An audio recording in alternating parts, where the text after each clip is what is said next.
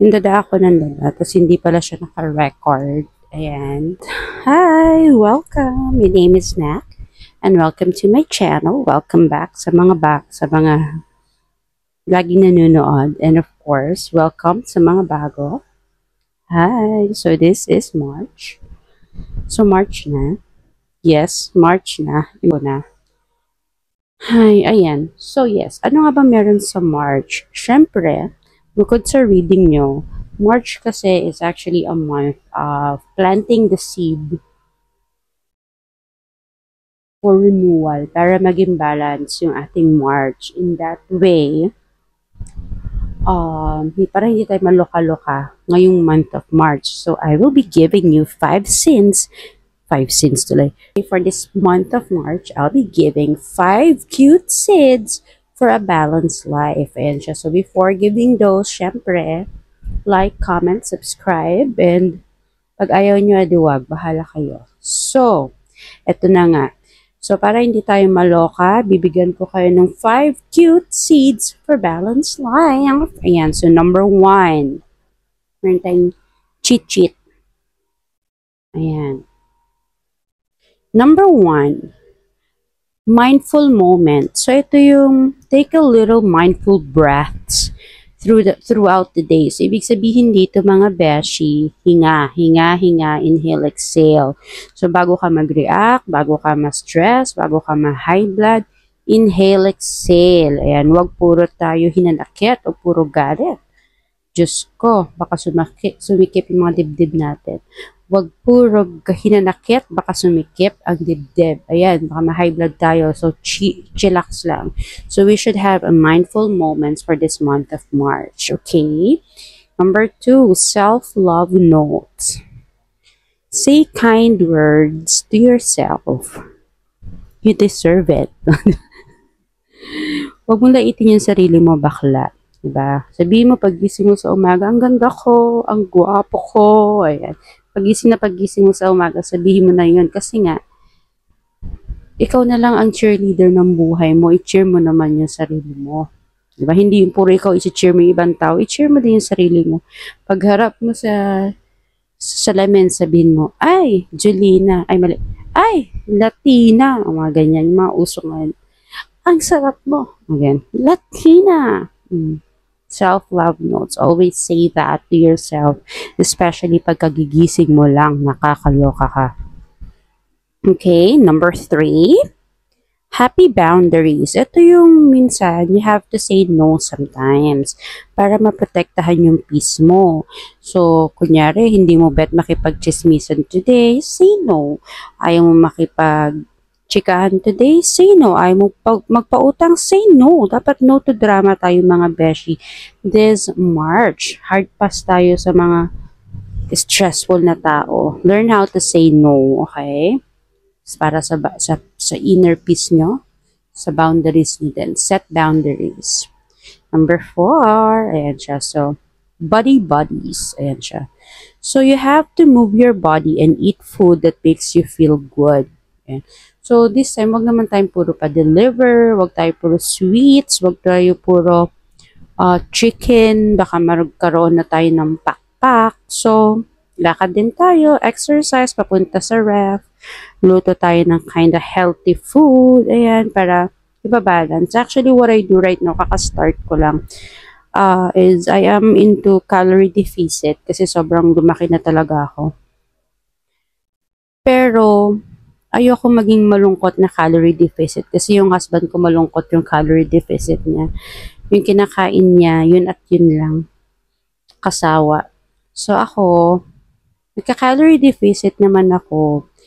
Pero, during weekdays, Saturday and Sunday, nakakain ko yung gusto ko. So, siguro magka-calorie deficit ako ng Monday to Friday. Pero nakakakain pa rin ako ng something sweet. Diba? Yung husband ko wala, strict. Nakakaloka, kaya masungit. So, ayan, para hindi ka rin masungit, pag diet ka, kumain ka din minsan ng nagpapasaya sa'yo ng something sweet or something na mag-aano sa cravings mo na hindi masyadong mataas yung calorie. In that way, hindi ka masungit. Pero, di ba, balance, exercise, ibawin mo na lang sa exercise. Yung mga nakain mong mataas sa calorie, maglinis-linis ka ng bahay, ganyan. So, yes, last but not the least, brain boosters. Ito yung learn something new, keep growing. Sabi ito, wag puro tayo scroll sa TikTok, sa Facebook, sa Twitter, sa Threads, sa ano ba, kung saan-saan. Try din nating matuto ng something. Kunyari, kung hindi ka marunong magprito ng itlog, go, mag-aral ka paano magprito ng itlog. Kung hindi ka marunong magpakulo ng tubig, go, mag-aral ka paano magpakulo ng tubig. If you don't know how to dance, edi learn how to kembot for the meantime. Learn something new for this month of March.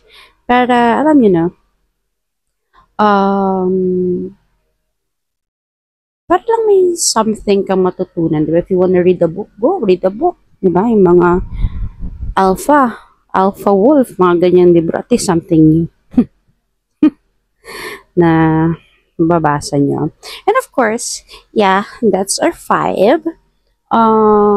things, 5 things with knack. Ngayon, anyways, ganito kasi, minsan, 'di ba, as you know, every month, hindi pa nga every month ako nagpo-post ng tarot reading. Kasi medyo minsan I'm busy, so I don't do it. But sometimes kapag bored ako at meron akong extra time, I normally watch or read Reddit stories, yung mga confession MS. So pag bored ako habang nag-work, I might add videos reading it and sharing it with you at kung ano man yung opinion ko. And also, di ba, if maalala nyo, bumili ako ng isang set ng libro na Philippine True Ghost Stories ata yun.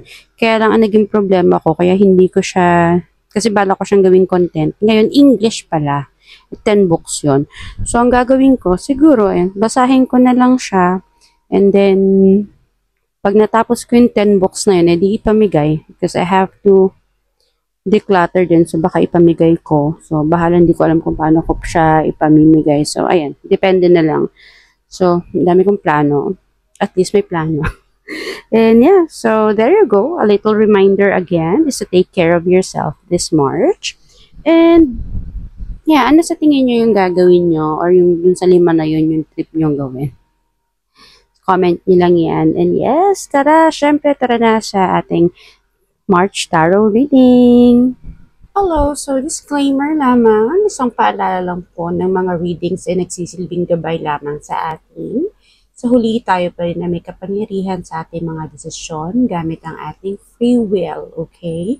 Kung hindi mo gusto ang nakuha mong reading, pwede kang gumawa ng mga aksyon na kabalik na rin sa basa at magdasal para sa tamang gabay. At kung naman natuwa ka sa reading, pwede mong ituloy ang landas na pinapakita nito. Sabayan mo pa rin ng, of course, prayers. Ngayon, of course, kung nais mo magbigay ng suporta, just comment, like, and subscribe. Tara! Hello, sa mga Aquarius Sun, Moon and Rising. So, this is your quick reading for the month of March. Ayan siya. So, shuffle lang natin. And let's see kung ano yung energy sa'yo ng buwan ng March. Energy is 9 of Cups. Ayan, mukhang naman na everything will be okay when it comes to your emotions or our love life. It looks like it's okay, it's fine, it's happy. Not super, super happy, but pero nasa 9/10 na yun. It seems that you will be very much happy for the month of March. Mukhang okay naman. Kung ano man yan, general, kung mapasaan man yan. Now let's see some relationship. So, relationship ay meron tayo ditong moon. So, medyo siguro may mga bagay-bagay na kinakatakutan ka sa isang relationship. Siguro natatakot kang pumasok sa isang relationship or if you are already sa relationship, baka natatakot ka na may mga doubts ka sa jowa mo, may mga doubts ka na niloloko ka, ganyan-ganyan. Sabi naman dito ni 3 of Wands na let go of the doubts, let go, i-let go mo yung mga nasa isip mo kasi there are signs. May mga sign naman. Baka mamaya, totoo ngang niloloko ka, pero ikaw naman is bulag ka lang sa red flag or masyado ka lang naniniwala sa mga chismis. So, look for the signs, let go of the kinakatakutan mo and look and ano to, harapin mo. Ayan, harapin mo yung kausapin mo yung partner mo if ever you are in a relationship. Pero kung single ka naman, huwag kang matakot. It's everything's yellow, everything's good. When it comes to yellow, I see bright, nice, abundant, ganyan. Career-wise and money, ganyan. So, meron tayo ditong hangman. Medyo siguro feeling mo na stuck ka when it comes to yung career mo na parang walang growth, walang gano'n na lang, everyday, same scenario. Siguro ganun yung mga naiisip mo or yun yung situation mo right now when it comes to your career. Now, sinasabi sa'yo ng Page of Swords is, kailangan mong mag-isip ng mga bagay-bagay. Think outside the box, sabi ni Page of Swords. Think about something creative. Kasi, if you will going to look kasi si Hangman, pwede naman siyang makaalis anytime dyan sa puno na yan. Hindi naman nakatali yung isang paa niya. Ito, hindi naman super super tight na nakatali. Pwede naman siyang curl ups to remove it, diba? So, there are ways. Maraming way para hindi ka ma-stuck dyan sa career mo. You just really have to think. Pag-isipan mo lang talaga siya ng mabuti. And of course, in a creative way. Maganda. Pag-isip ka, Diyos ko, pag-isipan mo yan. Um, Mag-isip ka, ano ba talaga yung target mo? Ano ba talaga yung gusto mo? Ano ba talaga yung goal mo in life? Okay? And of course, Aquarius, meron tayo ditong general reading sa overall ng March. Meron tayo ditong King of Wands. Stability-wise, stable kung stable ka eh. Walang problema. Nagagawa mo yung trabaho mo. Okay naman yung life mo. Nababalance mo naman yung buhay mo. Everything is actually okay. Medyo kulang ka lang sa motherly touch siguro sa when it comes to your life. Siguro masyado kang tough sa sarili mo, sa actions mo. Siguro pag may ginol ka, dapat ito, ganyan. Siguro minsan, sabi ko nga, sa first part ng video na to na, di ba, i-cheer mo yung sarili mo. Baka mamaya pinapahirapan mo na eh. You're stable na, so you have to cheer yourself. Ikaw lang ang cheerleader ng buhay mo. Sabi ko nga kanina. And we have Page of Pentacles. So, ayan, sabi ko nga, kaya mong, when it comes to money, wala namang problema. You just really have to think. You just really have to think creatively in that way magkaroon ka ng mga bagong sigurong goal. Pag sa bagong goal, pag na-hit mo yung bagong goal mo, mag-focus ka dyan sa goal na yan. New money, new bonus. O, di ba, baka nga ano ka pa what you call this, ma-promote ka pa. Yun lang, kailangan mo lang kasi kung ng motherly something sa sarili mo. Baka hindi ka masyadong, baka ang kulang lang sa'yo is teamwork. Pwedeng gano'n. Pwedeng kulang sa'yo is pakikipagkapwa. And baka kailangan mo makipag-chika-chikahan sa mga ka-workmate mo. In that way, you will not feel stuck and alone. Okay? Pero when money-wise, okay naman. Kami ka naman pera. Tapos kuha tayo ng card kay Miss Sasa Girl. Ang sabi ni Sasa Girl ay, ang putla na naman, kakaisip tong gagang to, o, di ba? Ay, wag mo, masyado kang strict kasi na tao, masyado kang ano sa sarili mo, masyado kang masungit, ay hindi siya sa masungit eh, masyado kang strict sa sarili mo. Try mo naman mag-party, try mo naman, di ba? Try mo naman lumabas. Paano ka mag-iisip creatively kung hindi ka lumalabas sa comfort zone mo? Paano ka makakaalis sa situation mo kung ayaw mo ng change? Ayan. Ay, Aquarius, kaya mo yan. Okay, so that's all for the Aquarius Sun, Moon, and Rising. Thank you!